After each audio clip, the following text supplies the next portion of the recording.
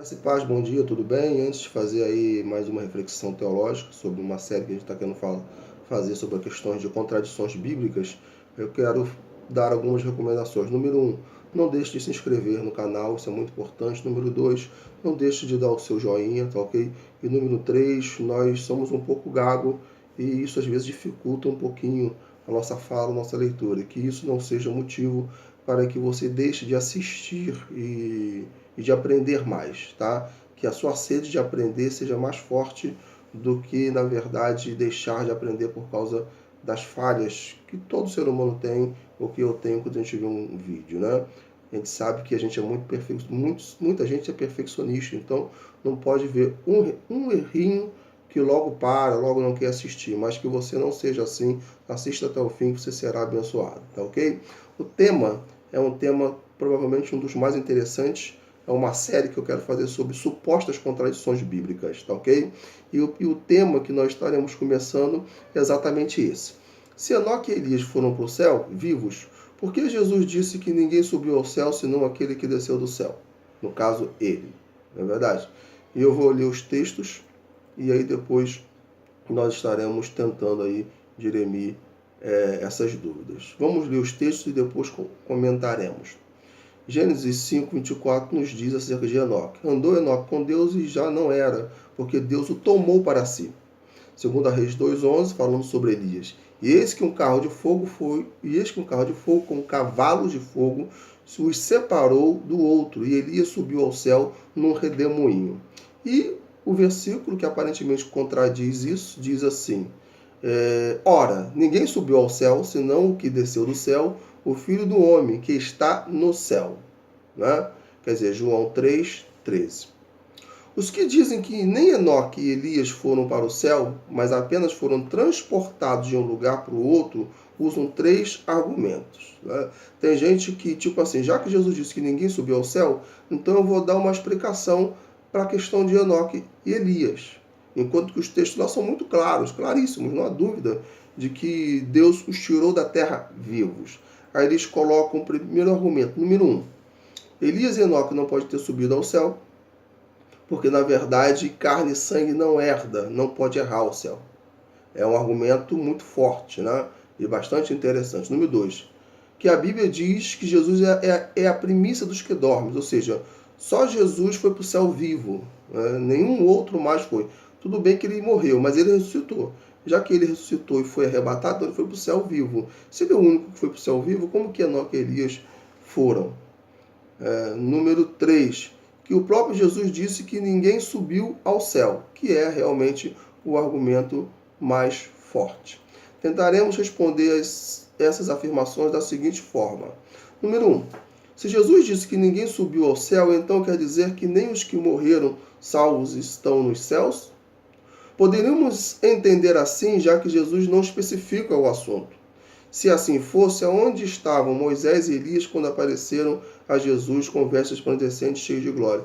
É importante entender o seguinte, a gente não pode colocar no texto algo que não está no texto, algo que Jesus não falou. Então Jesus não especificou essa questão de quem está no céu.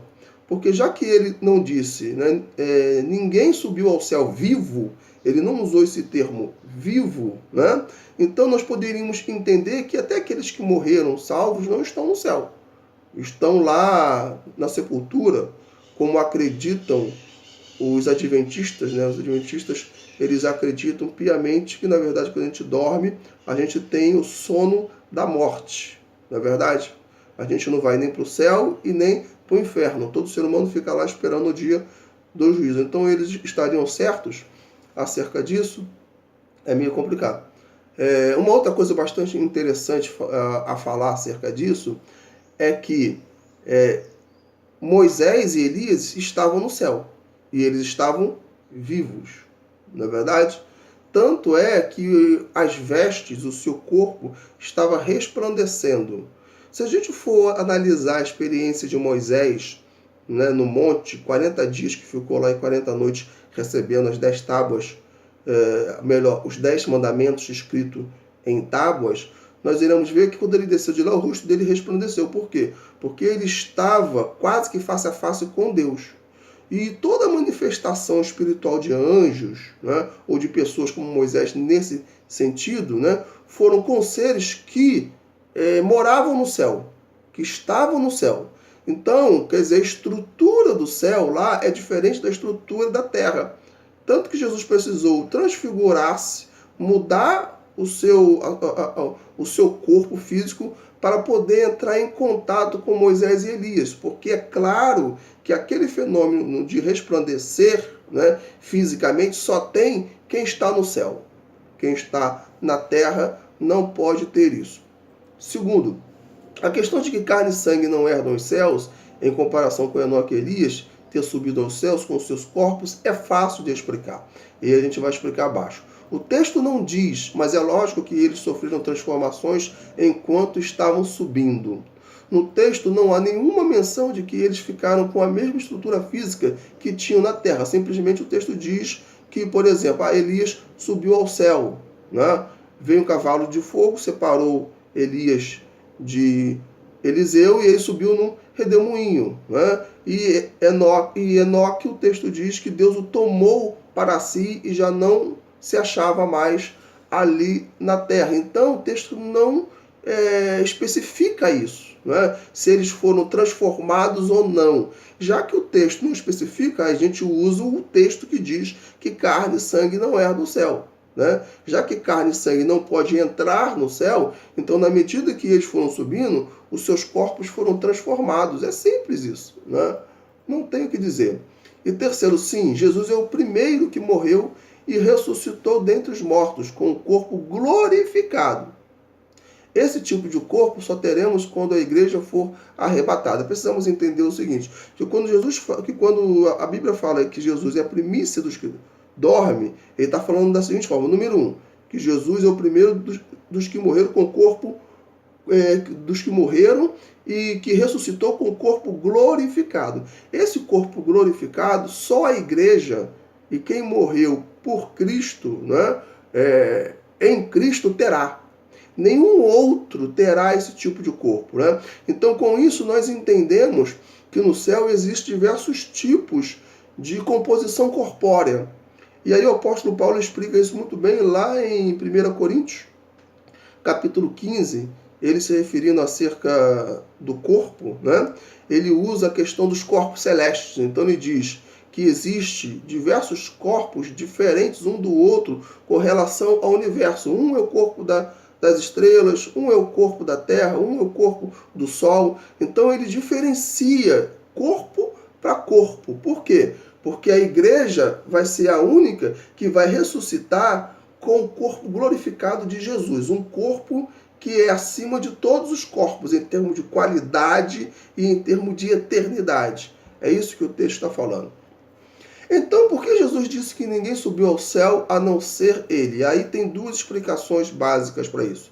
Número 1, é bem provável que ele estaria falando do tempo presente, ou seja, do momento que ele estava vivendo, e não do passado e futuro. Ou seja, o que Jesus estaria dizendo é que naquele momento, naquela geração, Deus não tinha chamado ninguém para o céu a fim de dar instruções para depois voltar e ensinar a todos, a não ser ele. Ou seja, naquele momento, no tempo presente, no tempo que ele estava falando acerca das boas novas do Evangelho, não existia mais ninguém pregando aquele Evangelho a não ser ele, né?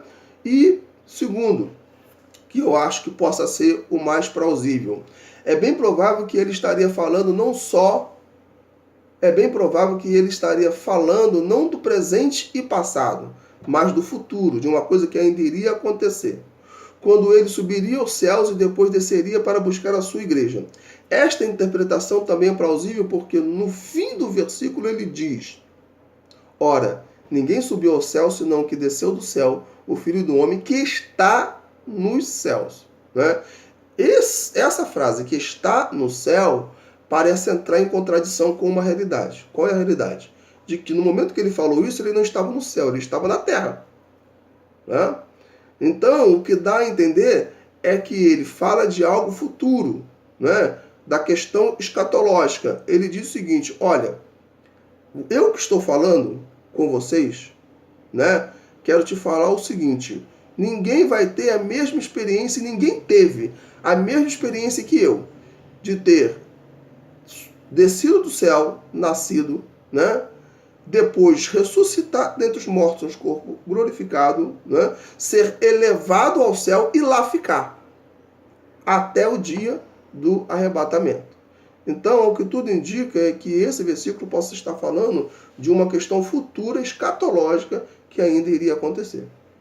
Tá ok? Se você gostou, graça e paz, dê um joinha aí, compartilhe esse vídeo, tá ok? Inscreva-se no nosso canal e também dê aí o seu comentário embaixo, fala aí o que você acha e a sua forma de entender o texto, tá ok?